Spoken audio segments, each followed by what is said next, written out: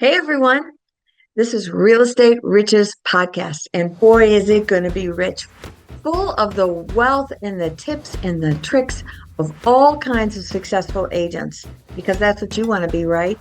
A business builder who has success in their business. Well, that's what we got going on here. And I'm going to have all kinds of agents, men, women, young or older, sharing all their stuff because there's technology, there's just how do you build your business? There's so many questions, right? So let's learn from some of the best. Gather your wealth and build your business. That's what this channel is all about. And I'm excited to bring it to you. I'm Kathy Byrnes and I'll be your host. And stay tuned. Let's get at it, right?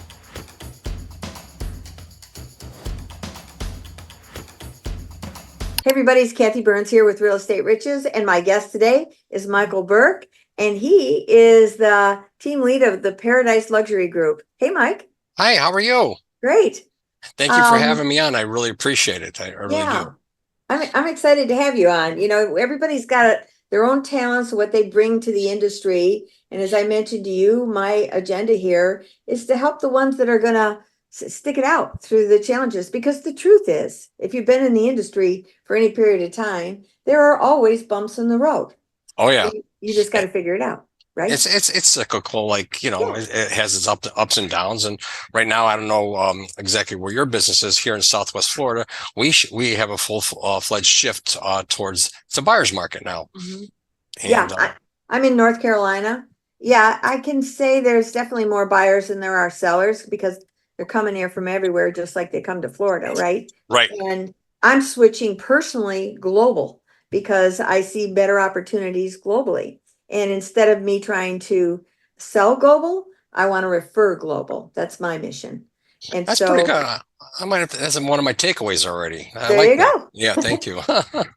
It's funny because I'm coming to Miami for a convention for our company in October, and I've been asking them, let me teach the agents how to wake up their audience of who they are to global marketing and how that they can market other properties without saying the agent's name, without saying where it's at, just the money, the idea, the concept of the town, finding the towns that people want to have other properties in and teaching them how to expand their audience and think bigger and think outgoing referrals because it's an additional stream of income that can come to your business, right? That's so true. It's even like here though too, is like Naples area is 50% of our people, our clientele is absentee homeowners because we're a Mhm. vacation destination, a Yep. second home. And it's not about, we don't sell homes. I'm sorry. We Right, provide a service and provide a lifestyle based on their criteria. right.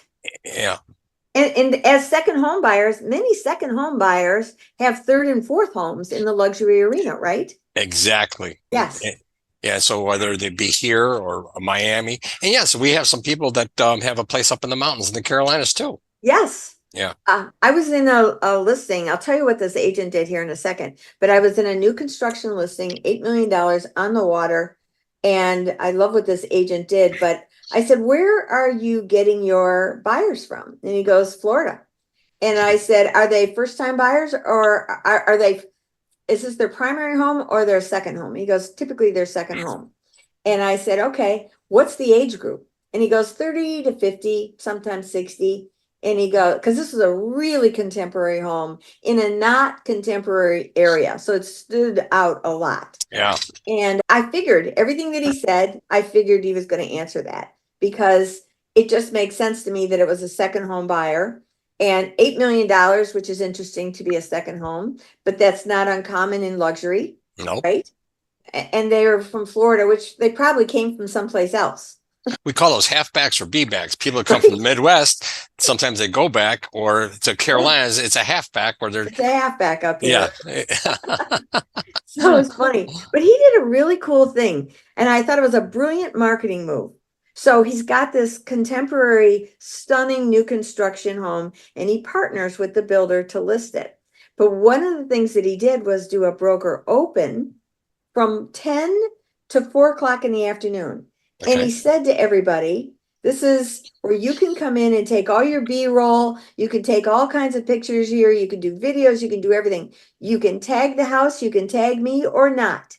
But I thought, is that brilliant or what? He exposed every one of those realtors to that house. They also learned how much the commission that the seller was willing to pay. So the agents are all primed and ready for this. And now they're going to go do marketing like crazy on that house, looking for that buyer. So he just expanded his marketing leverage dramatically, even if they didn't tag him. But I'll bet you most of them do. I mean, I sure did because I was blown away with the idea. It's a great idea. It's really good. Isn't I it? like it. Yeah. Yeah.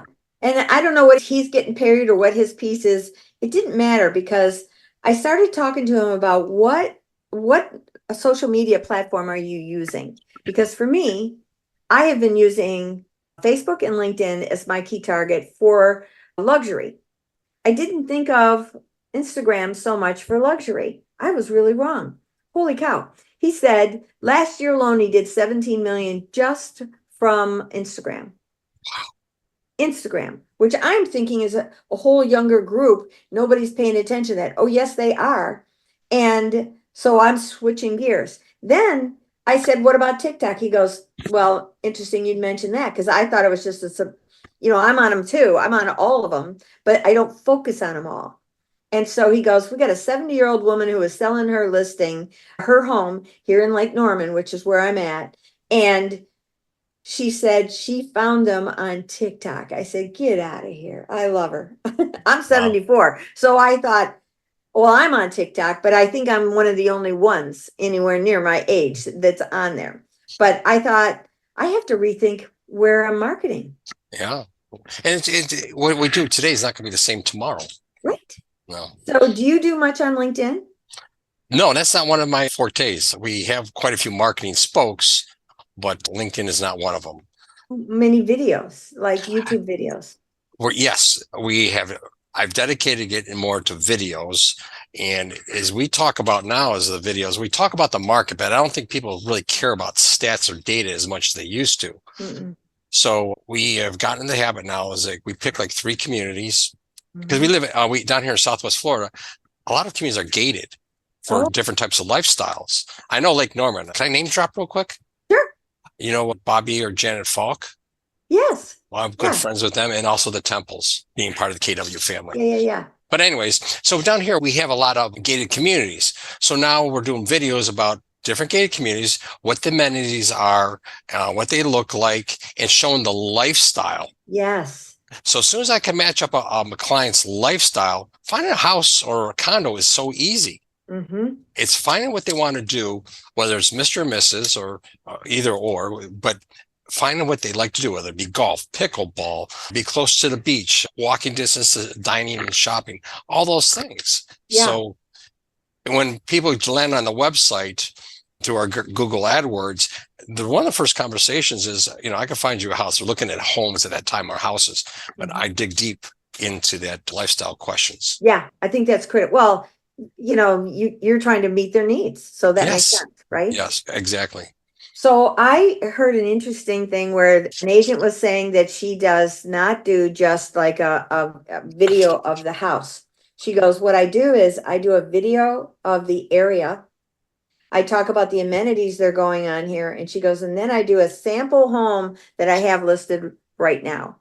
And so this is a YouTube video, right? So she's already talked about the neighborhood. She's got the amenities. She's got fun things that are going on because she saves B-roll from like the cool little things that are happening. That's all incorporated into that video. And here's an example of a home. Then she does the home too. So that home is in there because it's a sampling of that area, right? Mm-hmm, mm-hmm. And so that's a YouTube video that she does. And then the title would be, want to know what it's like to live in whatever that little town is, right? Correct. And so it's evergreen that way so much more than if you just did a video of the house, right? Correct. So you got more bang for your buck, which I thought was brilliant. And you can take excerpts of that where the part that's just the house is for the website, Mm-hmm. but you can have the full video for your YouTube. Exactly. And even like for Facebook though, too, is like we put a flyer out there about a specific property, then link the B-roll about the amenities of the neighborhood that Mm. pops up also. See, that's great. That's Yeah. great right Yeah. there. A lot Yeah. of people see, this is where people need to start picking things up. You've got number one to show the whole picture, just like you're saying. hmm And you've got to put it in where it's accessible to the property and it's visible. It has got to be out there all the time. Now, you just said Google AdWords. Do you have a big ad budget that you do on Google? We do about $1,000 a month on Google AdWords. That's probably, that brings us, it's about 20 to 25% of our business. Is it? Okay. Yeah, we change it up though. It's not always static. If we're getting weak AdWords and that just aren't getting a lot of play, we change them up. My operation manager, Hunter, handles a lot of the technical stuff. But again, it just depends on what people are looking for. And we do the research to find out what the hot words are. Like, I'm not going to go put in Naples real estate. It just Right. doesn't, it's way too broad. So get back to these gated communities that we talked about. We can research behind the scenes to see what people are searching for in the gated communities. Yep. And plug those in. And just like when we do our videos, we label or tag as much as we can so that you get that extra search engine juice from especially Facebook. Yeah. Or Yeah, social especially. media. Yeah. Do you do blogs at all?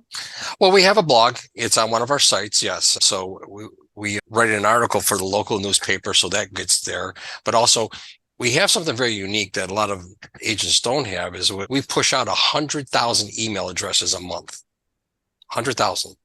I have a little gift or knack for finding homeowner directories and using them. I mean, homeowner directory has the person's local address, their northern address, if there is one, their email or emails, and phone numbers, whether it be cells or businesses. So once we get a directory, we create a market report just for that community. So right now we're about up to 110 directories, and that's pushing 100,000 emails. I'm sitting on over 1 million email addresses that we're having trouble seasoning them. You can't send out one big broadcast. Right. You can't. So we're doing what we can, but it's working. And our monthly market report is probably a good portion of closer, I would say 50% of our business. Wow. Well, that's powerful. Yeah, it is. Now, it's a longer nurture. Yes, I get it. Yeah, people are asking for home evaluation. So when they get the automated one, it's done by computer or AI. It's not that good. So then we follow up and do one right from the MLS and then call them and qualify them at a higher level. If they're just looking great, then we just drip them properties of relevance for long term. Right. And then at the same time is that they want any more information. We're usually front of mind. But I'm very, very careful. It's like, you and I get your audience gets a lot of spam and junk. Yeah. But so if somebody's a long-term nurturer, I'm not going to send them listings every week. No. I might do it every other week or once a month just to be top of mind. Yeah. I get it. So I started doing something about a year ago where I took my blog that I was writing for my website and I asked ChatGPT to help me convert it into actually how I created the blog was I took videos of content that I was doing. Like, let's say you're talking about a town, right? Mm-hmm. And what's the town like in Orlando or wherever it is, Fort Myers or Naples, and you do a blog on Naples, right? So now, you've done a video first. So now you've got this video and it's really cool and it's got all this stuff, but the verbiage that's in there, I take the transcript from the video, I put it into ChatGPT, and I said, now I want you to utilize the tonality and the verbiage that was in the video so that you know my tone. Now create a blog with a strong SEO heading and make it a 4-minute read with a call to action at the bottom that links them back to that YouTube, that specific one. And if they want to see the whole thing live in color. And then if they want to see the channel where I have others, it's a second link to that. And then if they want to book an appointment to talk about it, that's a third link. And all that is a blog, and I do it as an article in LinkedIn. That's impressive. And you know what? It was simple to do. And then I figured it out myself. Then I gave it over to my VA. I said, okay, here's the deal. Now convert all these videos that I'm doing. And what it did for my LinkedIn was incredible. I started getting traffic like crazy. I joined different real estate groups and we would send those articles over to those different groups. So now I started getting asked by LinkedIn, and I don't pay for anything on LinkedIn. I started getting asked to make comments about different articles. So I'll do it just because you're a realtor and you're seasoned, you got some input that you can share. And what that did for me was give me like I'm a top somebody in LinkedIn. And I just like it that it's in gold and says she's really good. And I'm like, yes, I'm really good. It helps the credibility, doesn't it? Right? Yeah, exactly. I loved it. So, and what it did though was it picked up all the other views that I post for, like, let's say I've got a property, a luxury property. I had a $5 million one I did a couple years back. I put it all over LinkedIn because money's on LinkedIn. I did it on every platform. And now that I'm doing a lot of outgoing global, I'm focused on Portugal. So I have agents that I'm working with over there in Portugal, and they're sending me their property pictures, their descriptions, and I'm kind of creating posts that are around who wants to own property in Portugal, who's interested in fractional ownership, who's interested in Lisbon or the Algarve or whatever, because now I'm building a database of these people that are interested in it, and I will now start to nurture them. Okay, I've got some realtors out there. What's your price points? Here's the price points of some of the ones that I've got, because I'm targeting the luxury market. That's my market. That's good. And this is where that international touch is coming from that you were talking about. Yes. And I just joined a global organization because I really want to take this to another level. And I also found out from a woman I interviewed right before you, she said all our real estate associations have a global division. And you can sign up for that and you can start thinking more global. I just thought, your company Keller has companies in different countries. Yeah, we do. Yeah, we do too. I mean, with the XP, there's 24 different countries that we're in. And there's just a lot of opportunity because people are really thinking global today. And some of these places are just amazing. And the price points are pretty great too. And it's the same thing. We do a lot of business with Canadians, people from the Yep. UK. So while we deal with the original clients, we're going back and touching base in the offices up there in Canada or the UK, of course, KW. But we have cross-pollinated to other companies though too, because some of the boutiques don't have the reach that we do. Right. Yeah. Right. That's exactly it. And that's why these organizations, I think, are pretty powerful too, because it kind of blends that over as well. So, and there's a lot of people that, let's say they're from England and they wouldn't mind having, like, have you heard of fractional ownership? Do you know? Yeah, I have. Okay, Yes. good. And I'm thinking that makes sense. Like if I'm from England and I wish I had property back in England where my folks were, because I go back there, it makes sense to invest in the property there. And if it may be new to them, fractional ownership, right? Correct. Right. And so now you start talking about it and say, you want to have a vacation place back there that's going to appreciate, and you have ownership with other people. It's a hybrid of the timeshare. Except this one, you get the deed. You're on the deed. Exactly. Yeah. Big difference. Big difference. And so far, the only thing I'm hearing about is that it's a cash deal. So for everybody, it's not financed, which again, puts you in the luxury market, which is good. Yes, it is. Yeah. So I like it a lot. So what are your thoughts on AI? Do you do much with AI? We do use ChatGPT. We did use some texting through our contact manager of AI, but to me, it just wasn't personal. It's personal. That's what, yeah. So we don't use it there, but we use it for a lot of our marketing and our blog posts, and we do look up some script ideas. Sure. So I know we touch the tip of the iceberg, but I'm old school where I want to touch people and talk to them and be personal about it. So I'm into quality versus quantity. Me too. I hear agents say, I want to do 30 more deals this year. I go, why? I don't want to do 30 more deals. Just get another team member to help you.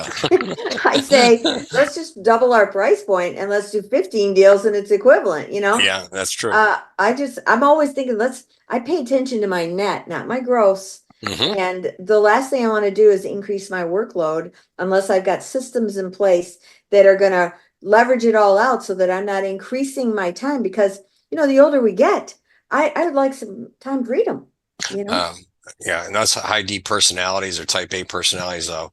It's tough for us to let go, isn't it? Very tough. Yeah, Very tough. I'm learning. I am a control person. My I know. daughter keeps saying, you gotta let go. I go, I'll do my best. Yeah. But I do have two VAs, which help me tremendously. And when you get someone that you trust, you can give.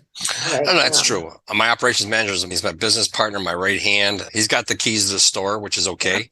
And then we have a VA, two VA that we work very closely with. Mhm. And we're still training them to work at a higher capacity, a higher level with us. But I do love some of the things that I could take off of his plate now and give to them. Yeah. So I can do more things here in the office or some of the big project picture thinking with him. Mm-hmm, mm-hmm. So you and I agree that this is really a relationship business. Percent. I'm not a cold caller, never have been. I applaud the ones that can do it because it's a different style completely. And I feel like it's more of a churn and burn. You get their deal, you're done. The agents that I've worked with don't really stay connected to those people. And they wouldn't have to make those calls if they just, once you build up your people, now you just nurture it and get all the family. Well, that's a great observation because at one time I was one of those churn and burn people. I was a dominant listing agent, and in not quite a few. I don't know the exact number, but quite a few of our clientele were the halfbacks or B backs. They go back up north, so I would never see them. There was no really need to stay in touch with the high level. Mm-hmm. But back when the market shifted, I'm working with buyers today, which is okay. But the buyers I'm working with today, I love them. They turn into some of my best friends. Yes. And so making the phone calls are really not about business. It's more social. Mm-hmm. And I know they refer me out or my team, which is awesome. Mm-hmm. So it's a little bit different here. When you're in Lake Norman, I do know that you have a lot of vacationers in that area. So you can appreciate what we have to deal with. So we wear many hats in the client environment. Yeah. When I first got into the business, I was dead broke and I knew one person in the state, my daughter, and I was trying to build a career. But my background was financial planning and I'm from Michigan originally. So what I did was on the lake here, I started to study the lake because it's man-made. And I said, well, let me figure out the rules. And then I said, well, let me figure out if there's any second homeowners here. Whoa. My light just went out. If there's any second homeowners here. And so the only way to do that back then was to go one by one through the tax records. And so I started to create a list. And I thought, those are my people because those are the ones that may want to sell this, especially when the market turns. And they were. So I kept reaching out to them. I didn't call them though, because they didn't have phone numbers.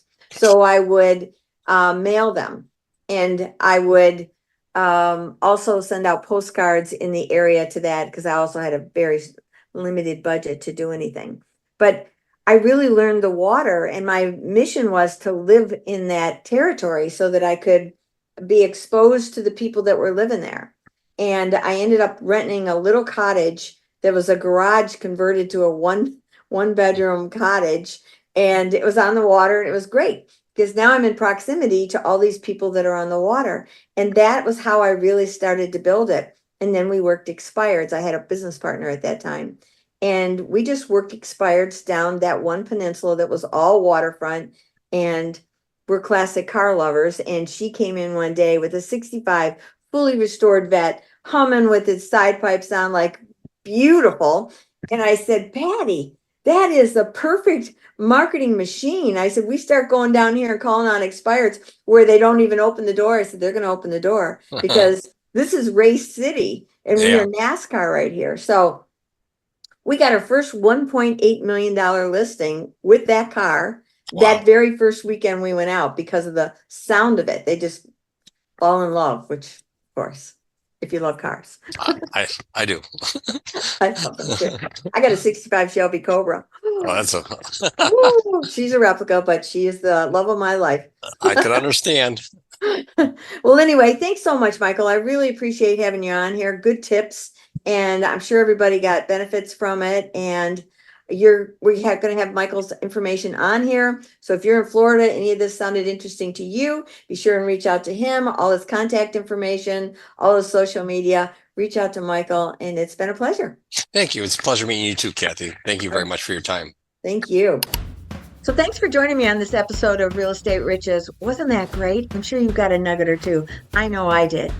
So if you liked it, please subscribe below, share it with everybody, make some comments. We really find that invaluable.